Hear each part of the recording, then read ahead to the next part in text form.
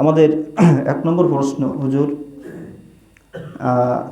আমরা জানি যে মানুষ সৃষ্টির 50,000 বছর পূর্বে তাকদিরে লেখা আছে। তাহলে আমার প্রশ্ন হলো, যদি কেউ চুরি করে, ডাকাতি করে, এটাও কি তার তাকদির? ভালো প্রশ্ন।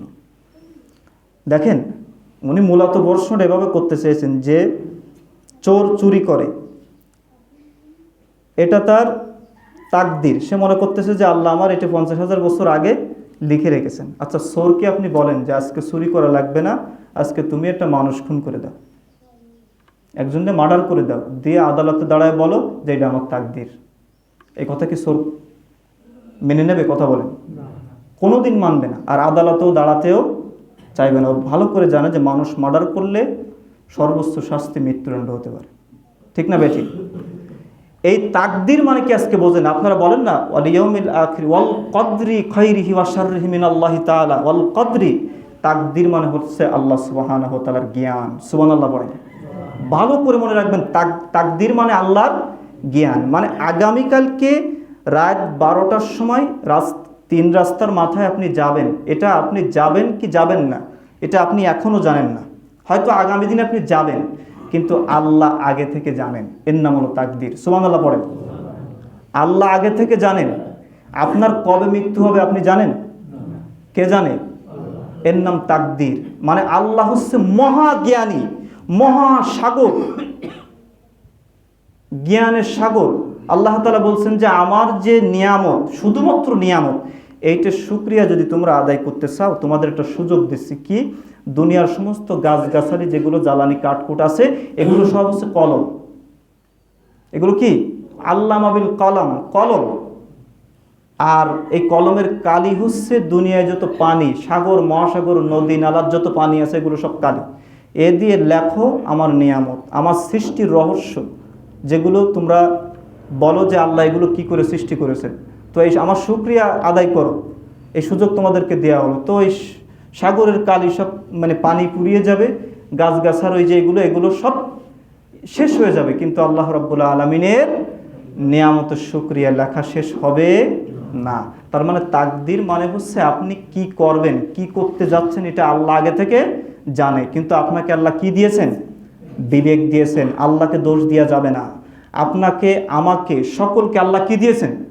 বিবেক দিয়েছেন। বিবেক দিয়ে কাজ করতে হবে। আপনি ভালো কাজ করলে আপনি সেজন্য পুরস্কার পাবেন, আপনি খারাপ কাজ করলে তার জন্য আপনি কি শাস্তি প্রাপ্ত হবেন, অপমানিত হবেন। কিন্তু এখানে তাকদির বলতে আল্লাহকে বলা যাবে না যে আমি চুরি করতেছি, এটা আল্লাহ তাকদিরে লিখে রেখেছে। কথা বুঝতে পারছেন কিনা? আল্লাহ আমাদেরকে বোঝার তৌফিক দান করুন। দ্বিতীয় প্রশ্ন সেটি হলো যে বাজারে হিন্দুদের হাতে বানানো কোনো খাবার খাওয়া যাবে কিনা? ভালো প্রশ্ন। জি, খাওয়া যাবে। যদি আপনার রুচি হয় তাহলে আপনি খেতে পারবেন। কিন্তু হিন্দুদের বা অমুসলিমদের জবেহ খাওয়া যাবে না। জবেহ কি বুঝতে পারছেন? তারা মুরগি জবাই করছে, তারা গরু তো না, ওরা তো গরু জবাই করবে না, অন্য যে কোনো প্রাণী, হাঁস জবাই করেছে, বা এই জবাইকৃত খাবার, জবাইকৃত মাংস, এটা মুসলিমদের জন্য হারাম, নাজায়েজ। মনে রাখবেন, স্পষ্ট হারাম। কিন্তু তারা যেগুলো ওই যে আপনার মিষ্টি মাছটা যেগুলো বানায়, বিভিন্ন খাদ্য খাবার তারা বিক্রি করে, এগুলো যদি আপনার শখ নয় আপনি খেতে পারবেন, কোনো বাধা নেই। রাসূল সাল্লাল্লাহু আলাইহি ওয়াসাল্লামের খাদেম হিসেবে একজন ইহুদি ছিল, এটা ইহুদি ছিল রাসূল সাল্লাল্লাহু আলাইহি ওয়াসাল্লামের খাদেম হিসেবে। এবং মদিনাতে যখন রাসূল সাল্লাল্লাহু আলাইহি ওয়াসাল্লাম প্রবেশ করলেন মক্কা থেকে হিজরত করে, তখন দেখেন মদিনাতে প্রচুর ইহুদি অমুসলিমের বসবাস। তো যতটুকুন শরিয়া সম্মত ততটুকুন তাদের সাথে লেনদেন কাজকাম রাসূল সাল্লাল্লাহু আলাইহি ওয়াসাল্লাম করেছেন, কিন্তু অন্তরঙ্গ কোনো কিছু স্থাপন করেন নাই। এবং মধ্য কথা হলো রাসূল সাল্লাল্লাহু আলাইহি ওয়াসাল্লাম তাদের জবাইকৃত কোনো পশুর গোশত তিনি খান নাই। তাহলে আপনি খেতে পারবেন যদি আপনার শখ নয়, কিন্তু হিন্দুদের জবাইকৃত কোনো প্রাণীর গোশত খাবার আপনারা খেতে পারবেন না, হারাম। তৃতীয় প্রশ্ন হলো, সর্বশেষ প্রশ্ন, যে হুজুর, ফজরের আজানের পূর্বে অনেক জায়গায় মাইকে ডাকাডাকি করে, এই ডাকাডাকি করায় কি কোনো ফজিলত আছে কিনা, বা এই ডাকাডাকি করাটা সঠিক কিনা? দেখেন, ফজরের পূর্বে যারা ডাকাডাকি করে তারা কি বলে যে আপনারা ওঠেন, আরামের ঘুম হারাম করেন, তাই বলে না? তারপর বলবেন যে আলহামদুলিল্লাহিল্লাযী আহিয়ানা বা'দা মা আমাতানা ওয়া ইলাইহিন নুশুর। এই দোয়া ঠিক আছে, এই দোয়া সহিহ, কিন্তু এই দোয়াটা মাইকি পড়ার জন্য নির্দেশ রাসূল সাল্লাল্লাহু আলাইহি ওয়াসাল্লাম দেন নাই। আপনি কখন ঘুম থেকে উঠবেন, আর একজন কখন উঠবে, যে যখন ঘুম থেকে উঠবে তখন সে তারটা পড়বে। কথা মনে বোঝেননি আমার? আপনার আব্বার জন্য আমার চোখতে পানি পড়ে, তার মানে এর কিন্তু ভেজাল আছে। কষ্ট নিয়েন না। আমি হাতে সিমটি কাটতেছি, আপনারা কি ব্যথা পাচ্ছেন? কথা বলেন, ব্যথা পাচ্ছেন? পাচ্ছেন না। মাপ থেকে মাসির দরদ কোনো সময় ভালো হয় না। সম্মানিত হাজিরিন, যেটা আমি বলতে চাচ্ছি সেটা হলো যে আপনার দোয়া ঘুম থেকে উঠে আপনি পড়বেন, রাসূল সাল্লাল্লাহু আলাইহি ওয়াসাল্লাম আপনাকে তাই শিক্ষা দিয়েছেন। আপনাকে মাইকে প্রচার করে পড়তে হবে এরকম কোনো নির্দেশনা ইসলামী শরীয়তে নেই। এটা বিদআত। কেন? এটা অমুসলিমদের কষ্ট হয়, অমুসলিমদেরকে অনেককে জোর করে পড়ানো হয়। কথা মনে হয় বোঝেননি? অনেকে শুনতে চাচ্ছে না, কানের মধ্যে যাচ্ছে।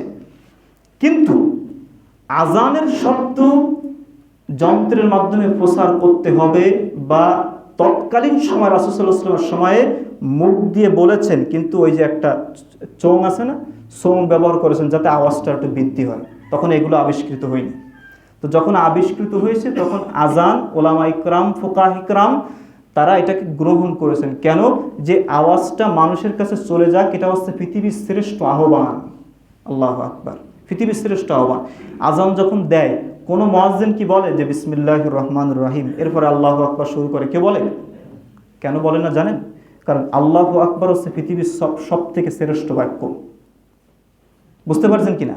আজানের পূর্বে আপনি যাই বলবেন মাইকে, এটা স্পষ্ট কাতর বিদআত। এবং অনেকে যারা অনেক রাত্রে উঠে ডাকাডাকি শুরু করে, অমুসলিমদের কষ্ট হয়, বাচ্চা কাচ্চাদের কষ্ট হয়, অসুস্থ মানুষের কষ্ট হয়, সারা রাত বাচ্চা মারে, বিরক্ত করছে, এই করছে, বাচ্চাটা একটু হয়েছে, মা চিন্তা করছে আজানটার দিক উঠে আমি আমার নামাজটা আমি পড়বো। কিন্তু আপনি আধা ঘন্টা আগে শুরু করে দিয়েছেন, তো বাচ্চাও বিরক্ত করতেছে, ওর মার নামাজ পড়া হয়ে গেছে। সহজে বললাম। তো এই জন্য আজকের যুগে আপনারা হয়তো উদাহরণস্বরূপ আপনাদেরকে পেশ করতে পারে পৃথিবীর শ্রেষ্ঠ মসজিদ তিনটা। কয়টা বললাম? কাবা, বাইতুল্লাহ, মসজিদে নববী, আর একটা হচ্ছে মসজিদে আল আকসা। আপনারা মিডিয়ার কল্যাণে সরাসরি একটু সার্চ দিয়ে দেখেন, ইউটিউবে গিয়ে ঢুকে দেখেন যে তাদের মাইকে, যত হাজি সাহেব আছে জিজ্ঞেস করে দেখেন তাদের মাইকে আজান ছাড়া আর কোনো শব্দ তারা প্রচার করে কিনা। তারা আপনার আমার থেকে জ্ঞান বেশি রাখে, বিশেষ করে কোনো না কোনো দিক থেকে হলেও ইসলামের দিক থেকে। কথা বলেন ঠিক না বেটি? কারণ তাদের ভাষা আরবি, তাদের দেশে কোরআন নাজিল হয়েছে, তাদের দেশে হাদিস আছে, তাদের দেশে নবী আছে। আমি উদাহরণস্বরূপ আপনাদেরকে বললাম। তো এই জন্য মাইকে ভোর রাত্রে ডাকাডাকি করা, গজল মজল গাওয়া, তারপরে ওঠেন সময় নেই, এই নেই সেই নেই, এগুলো বলা সব বিদআত। এর কোনো ভিত্তি শরিয়াতে নাই। আপনি আজান দেবেন যেটা আপনাকে রাসূল সাল্লাল্লাহু আলাইহি ওয়াসাল্লাম শিক্ষা দিয়েছেন, যে আজান স্বপ্নে দেখানো হয়েছে যে এইভাবে মানুষদেরকে আহ্বান করতে হবে, ঠিক আজানটাই দিতে হবে। এটি হচ্ছে সুন্নাত। এই সুন্নাতের আমল করতে হবে। আলহামদুলিল্লাহ আমরা মুক্ত আছি বিদআত থেকে, আমরা আলহামদুলিল্লাহ মুক্ত আছি, কারণ আমরা চেষ্টা করি কোরআন সুন্নাহ অনুযায়ী চলার।